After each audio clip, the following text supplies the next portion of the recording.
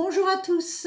Alors aujourd'hui, on s'intéresse à la promesse unilatérale de vente dans le cadre donc d'une transaction immobilière. Qu'est-ce qu'elle doit contenir pour être valable? On voit ça dans quelques petites secondes. Alors, la promesse unilatérale de vente, c'est un avant-contrat dans lequel le vendeur s'engage à vendre son bien à un acquéreur qui dispose d'un délai d'option pour décider d'acheter ou non. C'est un engagement fort du vendeur et une sécurité pour l'acheteur. Qu'est-ce qu'elle doit contenir, cette promesse? En premier lieu, elle doit contenir l'identité complète des deux parties. Nom, prénom, adresse, situation matrimoniale, profession. Tout doit être clair pour identifier le vendeur et le bénéficiaire, l'acheteur, de la promesse. Deuxièmement, la description précise du bien. Adresse, superficie, nombre de pièces, équipement, annexe, diagnostic. Plus le bien est décrit précisément, moins il y a d'ambiguïté.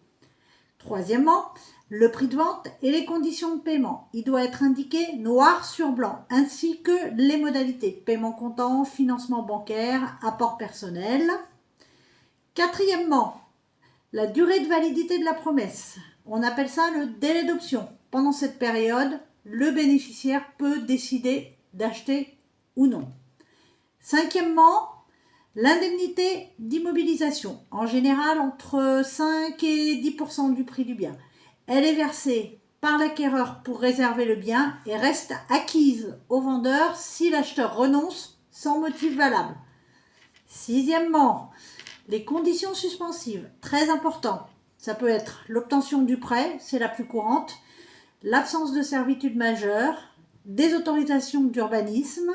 Et si une de ces conditions n'est pas remplie, l'acheteur peut se retirer sans perdre son indemnité. Septièmement, le délai de rétractation de 10 jours. Comme pour tout avant-contrat, l'acquéreur bénéficie d'un délai de réflexion de 10 jours pendant lequel il peut se retirer de la vente sans avoir à justifier de motif.